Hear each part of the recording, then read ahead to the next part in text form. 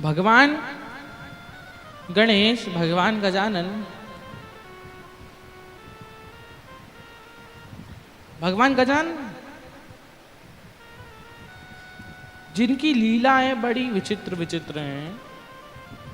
भगवान विनायक जब हुए, जब विनायक भगवान का शीश जुड़ा, माता पार्वती ने मनोकामना करी थी, अगर भगवान ये जो विनायक हैं इनका शीश जुड़ेगा, अगर ये इनका शीश जुड़ गया तो मैं आपको 1.25 लाख दिए दान करूंगी। गंगा मैया से कहा,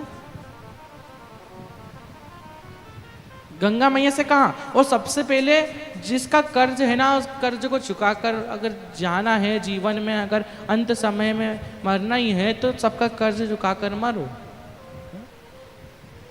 सबका कर्ज चुकाकर मरो।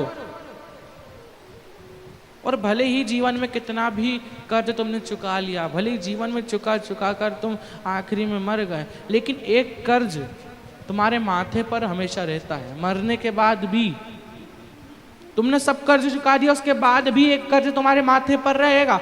वो है जो तुम लकड़ियों में, जिस लकड़ी में तुम जले हो ना, उस लकड़ी का कर्ज तुम्हारे माथे पर रहेगा।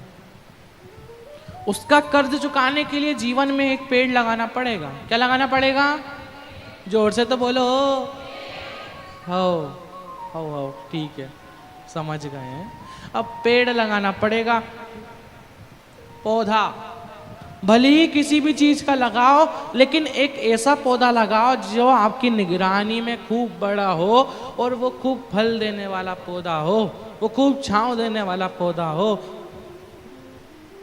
अगर आप अंत समय में आपने प्राण छोड़े और जिस लकड़ी में आप जलोगे ना, उस लकड़ी का कर्ज आपको चुका के मरना है। उस लकड़ी का कर्ज कैसे चुकाएं? उस लकड़ी का कर्ज ऐसे चुकाएं कि एक पौधा, एक पेड़ आप लगाएं अपने जीवन में। भले ही कोई सा भी लगाएं, लेकिन वो पेड़ आप जरूर लगाएं। भले ही बेलपत्री का हो, आम का हो,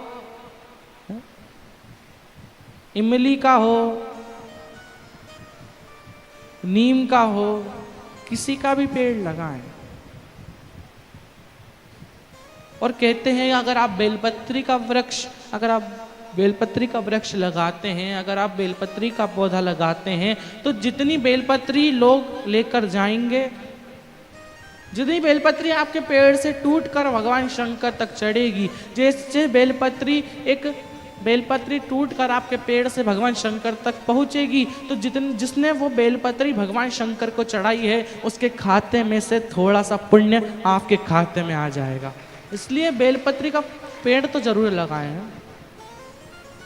जैसे सोमनी के हाथ से छुआ कर बेलपत्री भगवान शंकर तक पहुंच गई, भगवान शंकर के मंदिर तक चढ़ गई, और चढ़ी तो सोमनी को भगवान शंकर का कैलाश धाम प्राप्त हुआ। और अगर आपके हाथ से लगाया हुआ पेड़, अगर आपके हाथ से लगाया हुआ पौधा बड़ा होता है और उसमें बेलपत्री लगती है और वो बेलपत्री भगवान शंकर के मंदिर तक पहुंच जाती है, तो ये तो पक्का है कि मेरा महादेव आपको भी कैलाश धाम में बुला लेता है।